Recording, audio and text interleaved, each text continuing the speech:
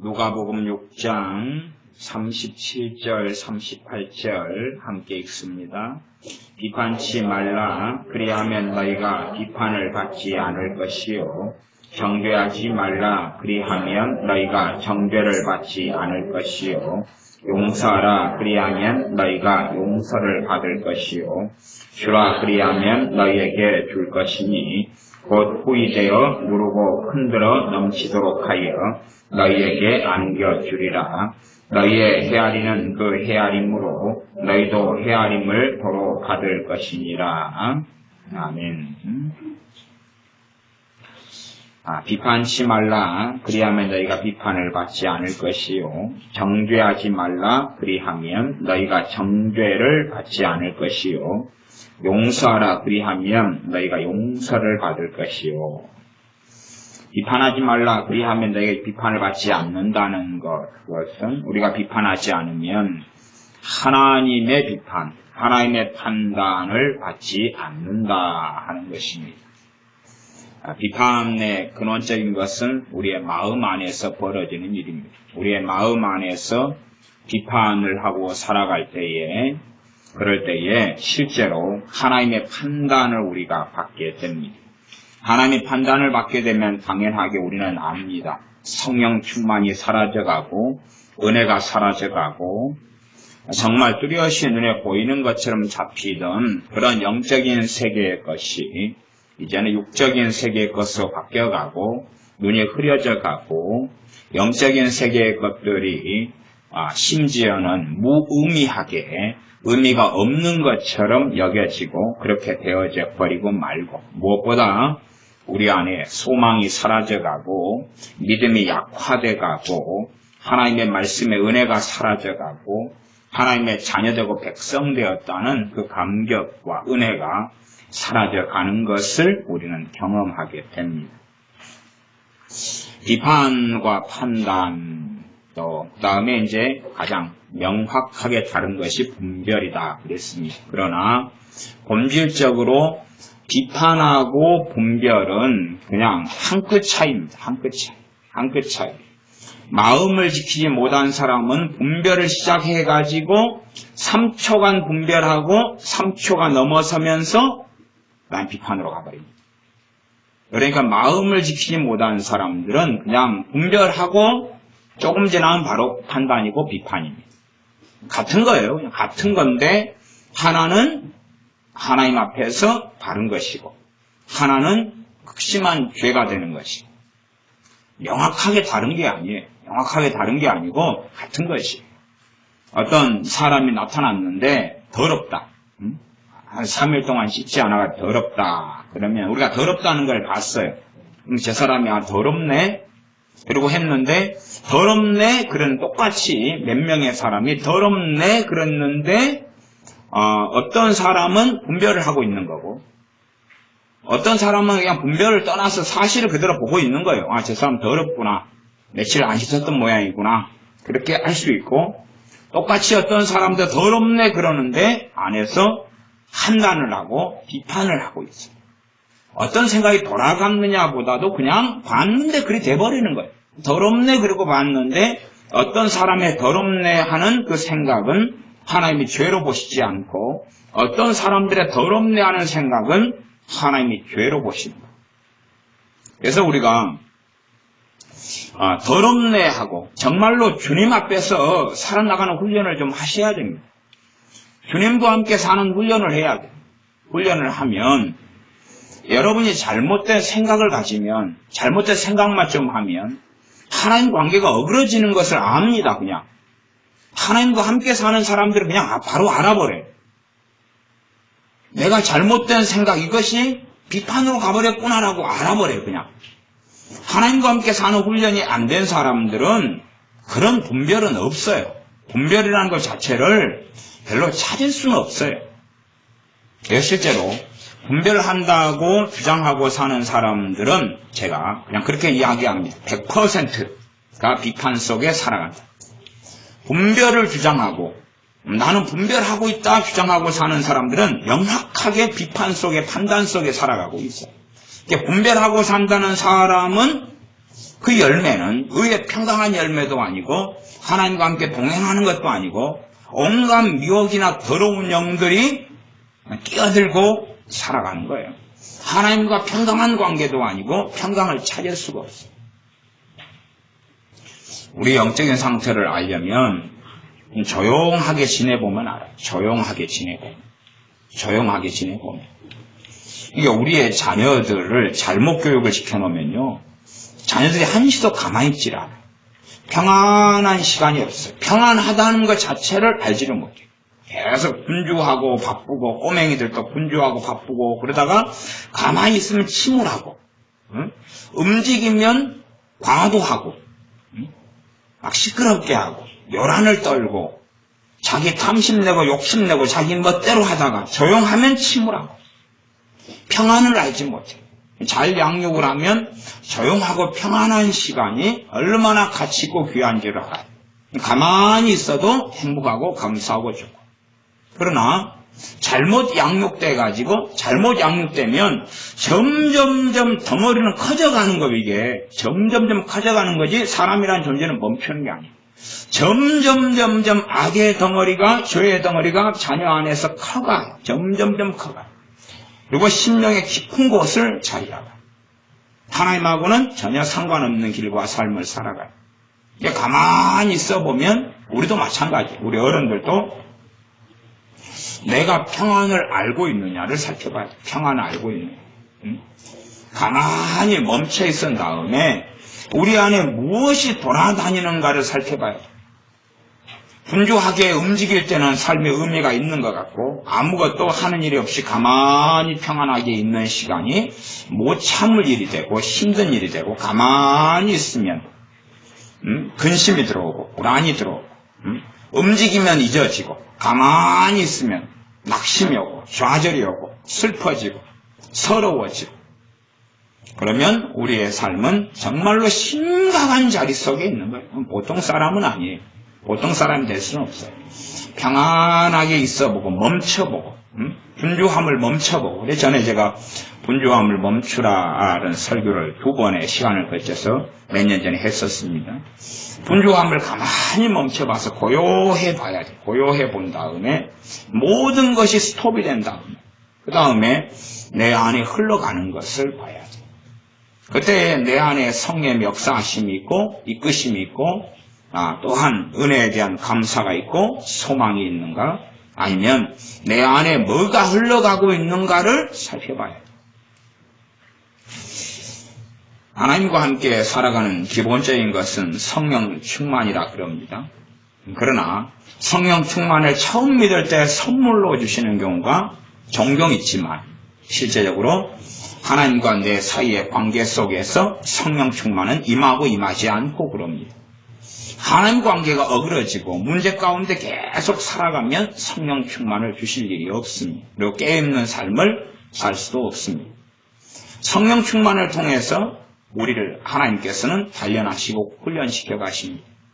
그러나 평상시의 삶 속에서 하나님을 의지하고 하나님을 의뢰하고 하나님을 찾는 삶을 살면 우리가 어떤 잘못된 생각을 하면 그냥 알아져요. 왜? 하나님에게서 누리고 있던 것들이 멈추고 스톱되는 것을 느끼거든요. 느끼니까 내가 지금 뭔가의 문제가 지금 방금에 있었어. 여러분이 누군가하고 전화통화를 20분을 했어요. 20분을 했어요. 그 다음에 답답하고 힘들고 찝찝하고 뭔가가 문제가 있었다. 그 전화통화 끝난 다음에 뭔가를 감지하는 거예요. 뭔가를. 깨어있는 삶을 살 때는 그런 20분의 전화통화 지난 다음에 문제가 있는 걸 감지를 해요. 대화 가운데 뭔가가 판단이 있었거나 다른 사람들한테 정죄가 있었거나 근심과 염려가 있었거나 아니면 다른 사람의 내가 조종을 받거나 하는 여러 가지 문제가 통화하는 20분 동안에 있어서 죄를 지었다는 것을 느껴요. 그래서 하나님께 나아가서 고백하고 회개하고 또한 틀어진 걸 바르게 잡아요. 그러나 하나님과 함께 사는 삶, 하나님과 함께 동행하는 삶, 하나님과 함께 거하기를 원하지 않는 사람들은 그 20분의 통화 기간 동안에 온갖 죄를 다 지어요. 그러나 전혀 뭔가를 느끼지를 못해요. 전혀 알지도 못하고 생각하지도 못하고 찾지도 못한다. 그런 말. 하나님과 함께 살기를 원하는 사람은 비판을 한 다음에 바로 알아요. 바로 알아요. 말을 하고 있는 도중에 심지어 그냥 알아요. 알면서 내가 지금 이런 죄를 짓고 있네. 그리고 얼른 다시 하나님께 엎드리고 하나님께 돌아왔어요. 그러나 어떤 죄 가운데 깊이 들어가 버리는 사람은, 그런 사람은 도중에 멈추는 것도 쉽지 않고 그 다음에 자기의 마음을 정돈하고 관리하는 것도 쉽지가 않아요. 하나님께서 깊이 있게 나아가고 엎드리고 회개해야 될 일들이 많다 하는 것입니다. 비판치 말라 그리하면 너희가 비판을 받지 않는다. 하나님이 비판하지 않는다 그 말이에요. 우리가 비판하지 않는 삶을 살면 하나님이 우리를 비판하시지 않는다는 거예요. 우리가 행동으로는 뭔가를 움직이지 않아도 입을 꼭 다물고 있는데 마음속에서 온갖 생각을 다 하고 살아가는 삶이 하나님의 중심을 감찰하시기 때문에 이 마음이 점점점 더러워지고 부패해져 버리고 하나님의 평강을 삶 속에 누리지 못하는 삶을 살게 됩니다. 그러니 우리가 비판하는 죄를 정리를 해 나가야 돼. 비판하는 걸 정리해 나가야 돼. 우리가 어떤 거에 대해서 헤아릴 수 있고 판단할 수 있고 분별할 수 있는데 그 분별하고 하는 것을 그대로 마음을 잘 지키고 있어야 돼. 지킨 다음에 이 선을 넘지 않아야 돼. 그리고 이것이 정확하게 뭔지 그렇게 다 설명을 당연하게 저는 해왔습니다만은 다 모른다 그래도 어느 영역에 내가 판단과 비판을 통해서 죄의 영역에 넘어갔는지 넘어가지 않았는지를 감지하고 있어야 돼. 왜냐하면 성령 하나님께서 우리가 다 말씀을 모를 때라도 그 영역과 선을 넘어가는 것을 가르쳐 주시려고 이미 임하셨기 때문에 그래요. 그러니까 성령 하나님께서 우리가 비판의 죄를 지으면 그 영역을 넘어갔다고 지금 우리에게 신호를 하실 거예요. 그 신호를 내가 알아먹는 사람이냐는 거예요. 알아먹는 사람이냐. 그걸 알아먹지 못하는 사람이냐. 그래서 이 아주 악 속에 들어간 사람은 내가 심각한 비판 속에, 이간질 속에 다른 사람에 대해서 막 입을 열고 말하고 다니며 참수하고 다니는데도 불구하고 아무렇지도 않아요. 아무 뭔가를 느끼지도 않는 사람들도 있어요. 이런 사람들은 사실은 이제 거의 주님에 대한 배교자들이어서 구원을 거의 상실한 사람들이고 지옥에 들어가는 사람들이에요. 그러니까 하나님하고는 별로 이 정도 되면 상관이 없다 그렇게 말할 수밖에 없어요. 네, 그러나 일반적으로는 이제 그런 죄를 정리하는 죄와의 싸움 중에 있는 사람들이 대부분의 그리스도인이다 이렇게 볼 때에 우리가 비판하는 것을 멈추고 싸우고 나갈 때에 비판이 아니라 바른 분별을 하기 시작할 수 있다 그런 말이에요. 또한 분별을 한 다음에도 이것이 선을 넘지 않게 갈 수 있다. 정죄하지 말라 그리하면 너희가 정죄를 받지 않을 것이요. 정죄라는 것은 재판관이 재판석에서 누구를 망치를 3번 땅 두드리면서 당신 유죄, 당신 사형, 당신 감옥 3년 뭐 이렇게 때리는 거예요. 그렇게 판결을 하는 것을 정죄라 그 말이에요. 당신은 못된 사람, 당신은 악한 사람, 당신은 죄인 이렇게 우리가 하나님의 자리에 서가지고 행하는 것을 정죄라 그런 말이에요. 이런 것은 굉장히 사실은 무서운 것에 들어갑니다. 이런 것에 들어갔을 때에 너희가 정죄를 받는다고 하나님 말씀하시고 정죄하지 않을 때에 우리가 정죄를 하지 안 받는다 그러는 것이. 가늠한 여인이 가늠하다 현장에 붙잡혔어요. 그때 주님께서는 하시는 말씀이 나도 너를 정죄하지 아니하노니 라고 말씀해. 그 여자가 죄를 짓고 범한 것은 함께 모였던 모든 사람이 알고 주님도 알아요. 그걸 아는데 그 죄에 대하여 유죄 판결을 내리지 않는다는 것이. 그런 것처럼 우리가 어떤 사람의 죄 지음에 대하여 긍휼이 있고 자비가 있고 또한 우리 안에 오히려 우리도 그러한 죄 가운데 들어갈 것에 대한 두려움이 있는가 하는 거예요. 두려움이 있는가.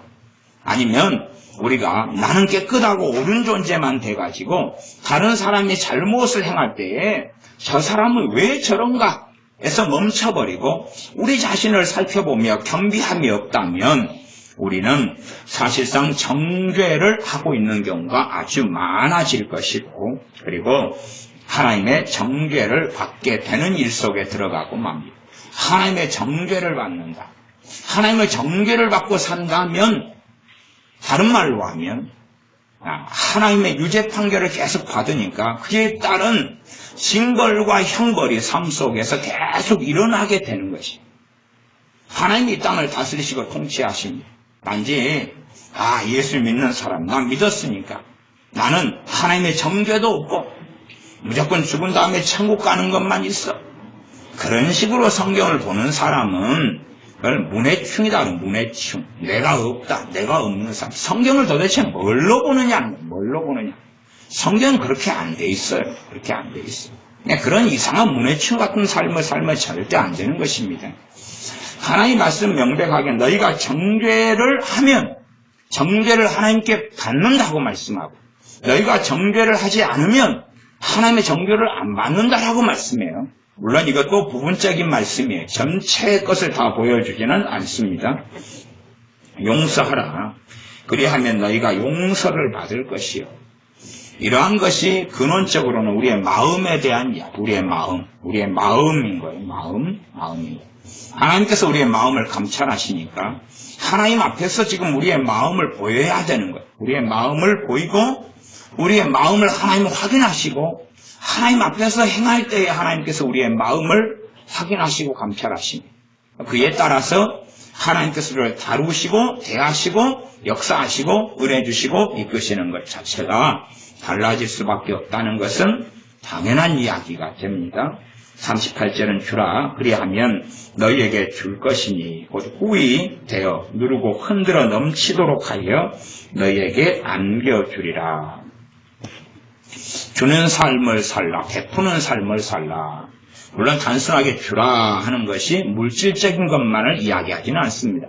물질적인 것을 포함한 이야기지만 그렇게 단순하고 쉬운 이야기는 아닙니다. 또 아마 요즘 세상에서 주는 것 같이 어려운 일도 꽤 드물 겁니다.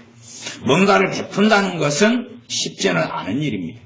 그러함에도 불구하고 생활과 삶 속에서 일단은 돈 문제는 굉장히, 돈을 주는 것은 어려운 문제.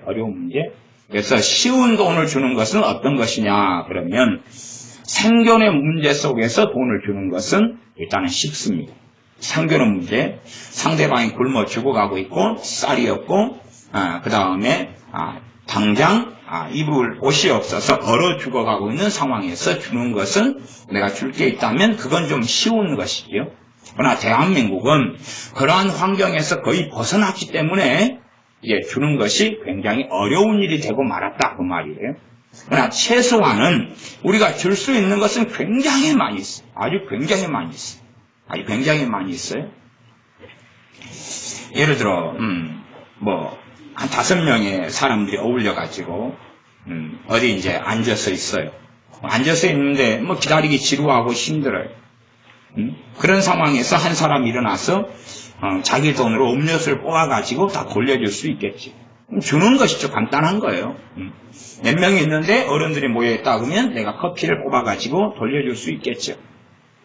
아니면은 요즘에 성차별 이런 게 있지만 회사에 출근해가지고 내가 신입사원이다 그러면은 커피를 뽑아서 이렇게 쭉 돌려줄 수 있겠죠. 주는 삶이죠.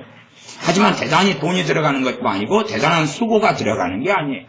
그러나 그러한 주는 삶이 익숙해질 때에 하나님께서 그 사람의 인생과 삶 속에 후이 되어 흐르고 누르고 흔들어 넘치도록 하여서 안겨준다라고 말씀하십니다. 단지 물질과 돈이 많아가지고 어떻게 주는 것을 이야기하는 건 아니에요. 우리가 가진 수고의 손길로 어떻게 돕고 섬길 수 있느냐, 어떻게 사랑할 수 있느냐가 기본적인 것이 되겠죠. 그래서 어떻게 우리가 주는가 하는 것은 쉬운 문제는 아니에요. 그러나 우리의 삶 가운데 줄 수 있는 걸 찾고 따지다 보면 좀 여기저기에서 찾을 수 있다는 것입니다. 섬길 수 있는 영역들이 여기저기에서 산재하고 있다. 물질과 돈을 주는 것은 굉장한 지혜가 필요한 것이 지금의 시대가 되지 않을까 싶습니다. 주는 것도 잘 줘야 되고 받는 것도 잘 받아야 되고 이 두 가지가 좀 맞아 들어가야 되지. 한국 상황에서는 다 자존심도 있고 그러기 때문에 주는 것도 어렵고 받는 것도 어렵고 양자간이 꽤 어려운 일이 되어지는 것 같습니다.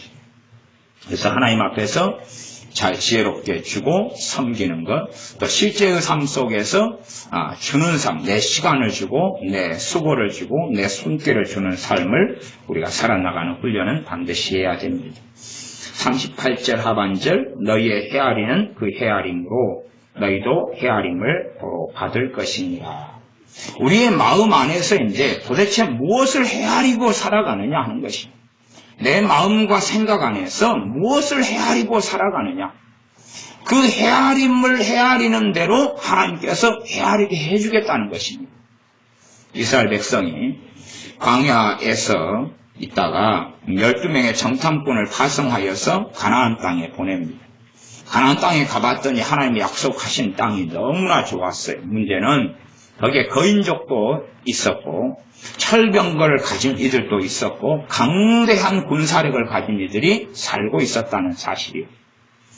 그래서 그들은 보고할 때에 백성에게 그들 안에는 의심과 불신을 가지고 결국은 하나님께서 우리를 죽이려 하더라 라고 해석을 하게 됩니다. 그것처럼 그들은 어떻게 헤아리느냐 하는 것이, 동일한 사건과 일이 벌어지는데 어떻게 헤아리느냐 하는 것이, 동일한 사람을 만나는데 무엇을 헤아리고 살아가느냐 하는 것입니다. 사람들은 제가 오전에도 말씀드렸다시피 실제의 생활에는 하나님이 없는 삶을 살아요. 하나님이 없는 삶을 살아요. 그래서 많은 사람의 기도를 가만히 들어보면 하나님은 저 멀리 계시요. 그래서 하나님께 한탄하며 기도해. 하나님 언제나 이 어려움을 도와주시려나이까. 언제나 이 어려움을 피하게 해주시려나이까. 그들의 믿음은 하나님이 지금 안 보고 있고 하나님 저 멀리 계신 거예요. 오히려 자기 삶에 정말로 세밀히 하나님이 섭리하시고 또한 일하시고 하나님의 경륜 가운데 역사하신다는 것을 믿지도 않고 이해도 못해요. 그래서 그들의 믿음에는 하나님의 손맞으면 어떻게 금방 되는 일확천금을 가지고 있거나 아니면 이상한 좀 사이비 같은 이단 같은 이상한 사고 속에서 하나님을 만들어버려요. 하나님을 제대로 몰라요. 모르고 하나님을 자기 마음대로 이런 분일 거다. 이렇게 하나님이 해줘야 된다. 라고 성경을 통해 하나님을 아는 게 아니라 하나님 이상한 분으로 자기식으로 만들어가지고 그 하나님을 자꾸만 조종하려 하고 또 실제로 하나님은 무능하고 능력도 없어요. 그래서 마귀 공격을 많이 받는 사람들은 어떤 식이냐 그러면 하나님보다 마귀가 더 무서워. 그리고 마귀는 더 힘이 있고 능력이 있어. 결국 마귀를 찬양하는 삶을 살아. 하나님은 살아계시지 않고 하나님은 살아계시지만 너무나 멀리 계시고 마귀는 맨날 내 삶에 역사하니까 마귀는 너무 강력하고 힘이 세고 하나님은 무능력하고 하나님은 연약한 존재가 돼서 마귀만 무서워하고 살아가요. 하나님을 두려워하기보다는 마귀만 무서워하고 살아가요. 그래서 어떤 사람은 마귀병에 걸려서 마귀 이런 사람들도 있어요. 실제로 그 사람 뱃속 안에는 하나님을 정말로 두려워하고 마귀가 별것 아닌 존재가 아니라 물론 마귀는 조심해야 되고 굉장한 함정과 미혹 속에 빠지는 존재예요. 그러나 하나님하고 비교할 때는 아무것도 아니고 하나님 무능하셔서 우리의 삶을 살피시지 않는 게 아니라 당연하게 살피고 계시는 거예요. 그럼 내 삶에서 하나님의 손길을 어떤 사람들은 보지를 못하는 것이 하나님의 살아계신 손길을 발견하지 못하는 것이 왜냐하면 믿음이 없으니까 믿음의 눈이 열려있지 않으니까 발견하지를 못하는 거예요. 자기의 믿음을 찾아보면 믿음이 어디에 있는가를 찾을 수 없는 사람들도 아주 많아요.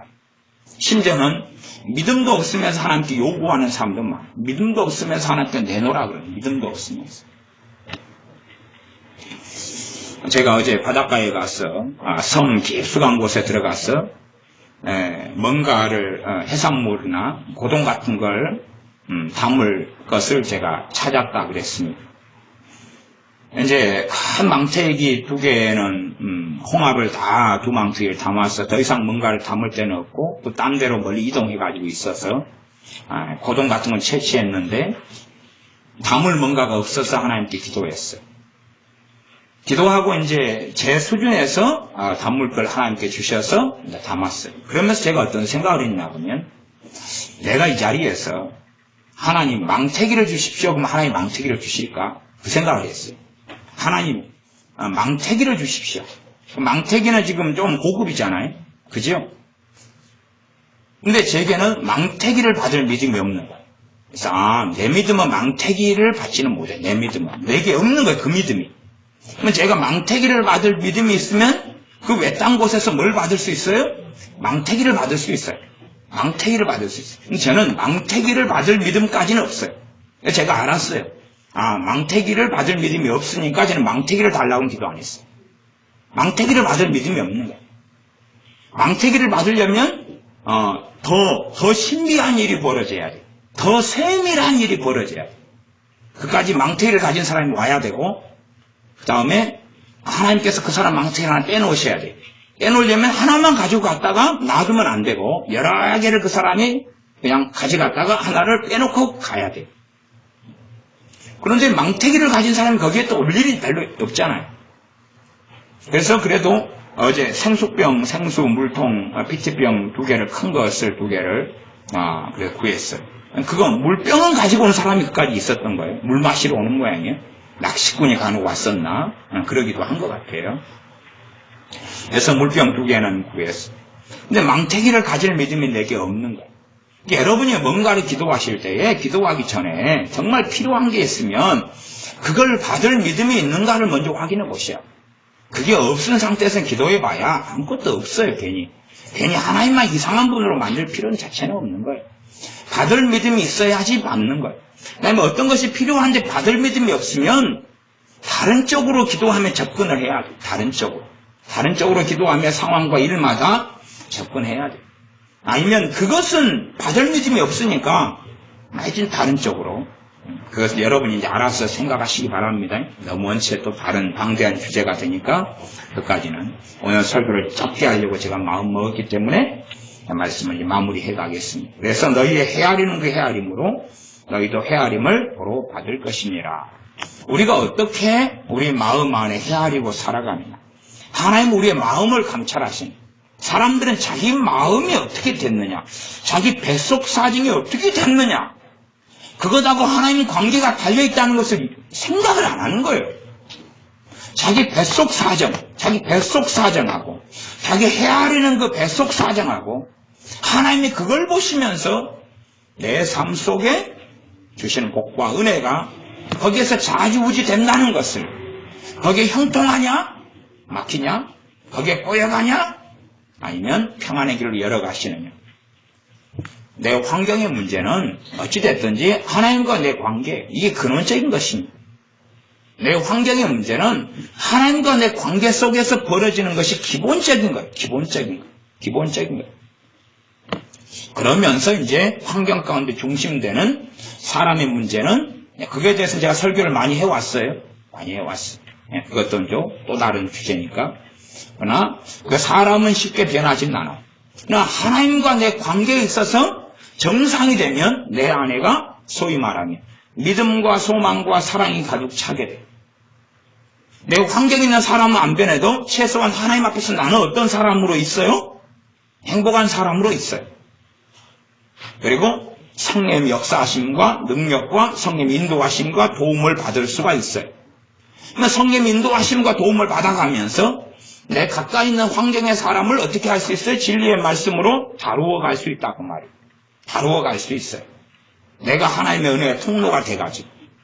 그러나 나도 하나님 관계가 안 좋은데 그러면서 자기보다 자기 주변에 있는 사람이 더 안 좋고 불신자가 있고 믿는다 하는 게 이상하고 그러니까 그들을 뭐해요? 정죄하고 헤아리는 거예요.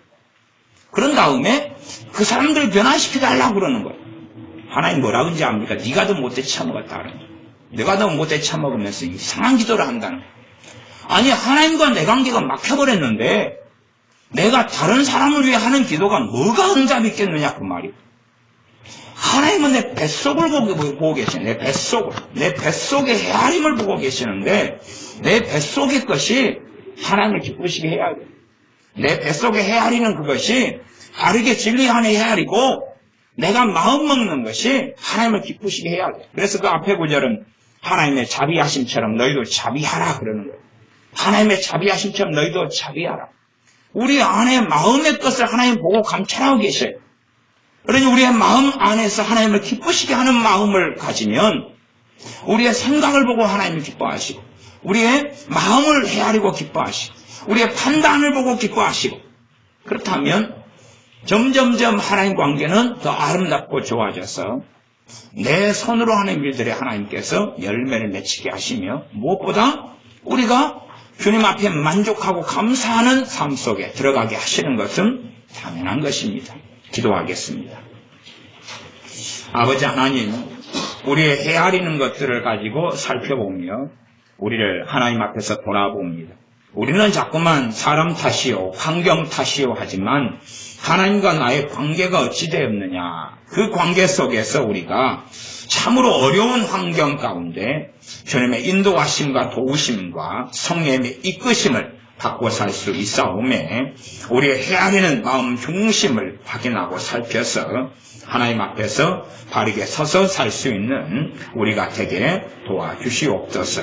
우리의 마음의 생각을 하나님이 감찰하시기인데 기뻐하시는 생각들을 발견할 수 있도록 우리가 변화돼 가게 하여 주시옵소서.